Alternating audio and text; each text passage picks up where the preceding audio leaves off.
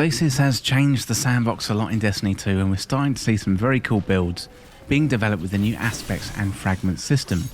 Today I'm going to show off a light and darkness build which we're going to be using to get our grenades back a lot, causing a whole lot of damage in PVE.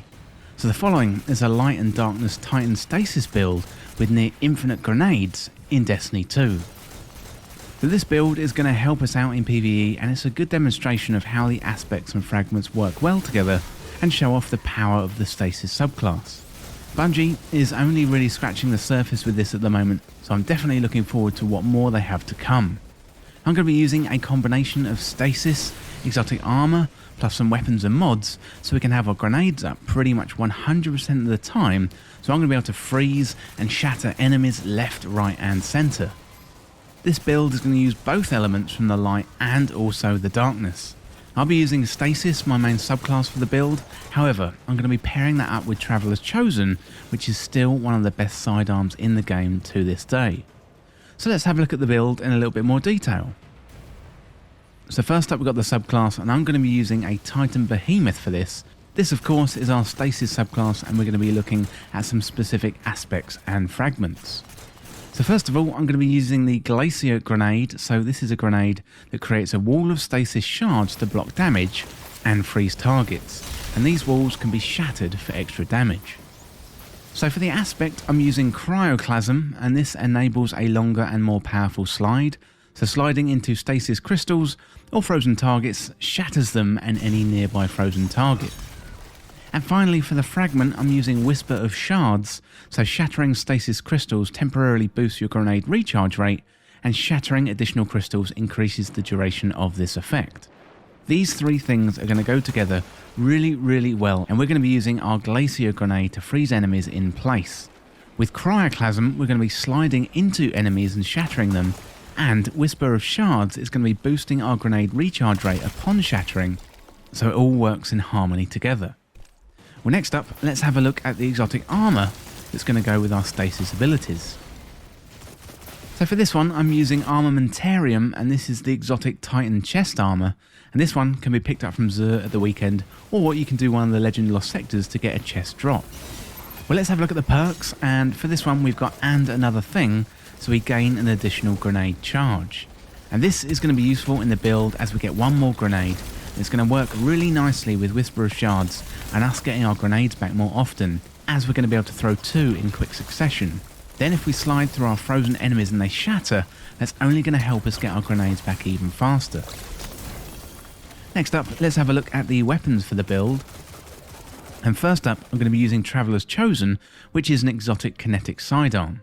So checking out the perks, we've got Gathering Light, where final blows of this weapon grant stacks of Gathering Light. So you consume stacks, granting melee, grenade and class ability energy based on the number of stacks. Then we've got Gift of the Traveller, so each stack of Gathering Light improves the weapon reload, handling and target acquisition. So this is the element of light in the build, but I'm mainly using it for Gathering Light, where stacks of Gathering Light are going to allow me to get back my grenades much faster. I'm also going to be using this with a mod later on in the build to help me get charged with light. So next up for the weapons, I'm using Royal Chase, and this is a legendary energy scout rifle from Season of the Hunt and can be obtained through the Season Pass.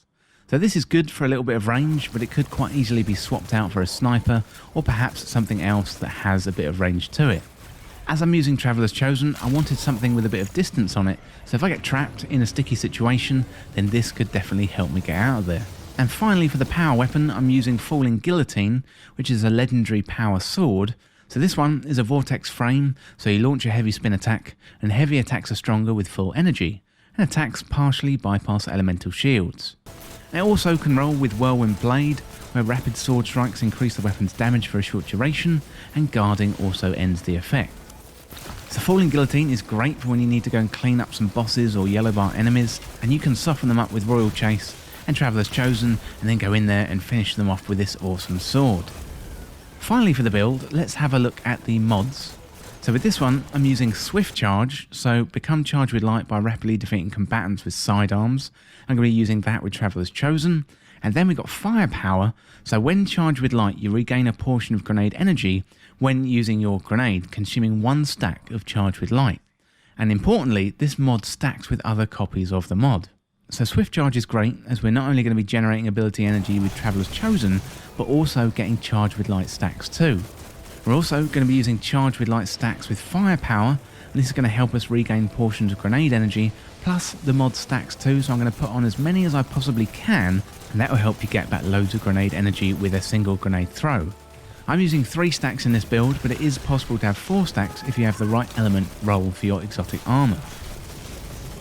So finally, let's have a look at some gameplay. So what you want to do is get Charged with Light through Swift Charge, throw some grenades and create some stasis walls, and Firepower is going to help you get your grenades back.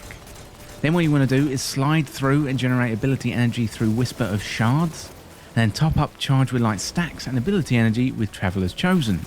Throw grenades, create stasis ice walls and slide in to shatter your enemies. And if you want, you can pick off some enemies at distance with Royal Chase and control the battlefield. And finally, run in there and slice up some enemies with Falling Guillotine if you need some close range damage. Well, that is it for my Light and Darkness build, and let me know down there in the comments what you think, and if you could improve the build, do let us know and share with the community. Well, that is it for this Light and Darkness Titan Stasis build with near infinite grenades in Destiny 2, and thank you so much for watching. For more Destiny 2 content like this, hit that subscribe button down below and subscribe to This Week in Video Games. If you want to join the community, check out the Discord link in the description, or you can follow me on Twitter at TWIVG Podcast. If you enjoyed this video or found it useful, liking and sharing the video would really help me out. Otherwise, check out the other videos on the channel. Thanks again, I'll see you soon.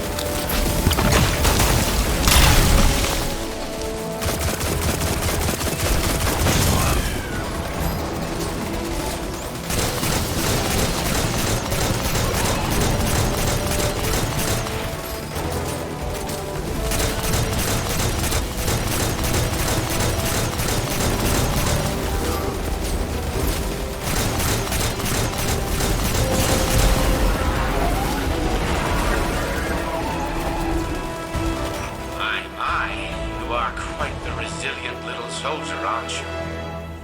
Don't take too much pride in that. Cockroaches share the same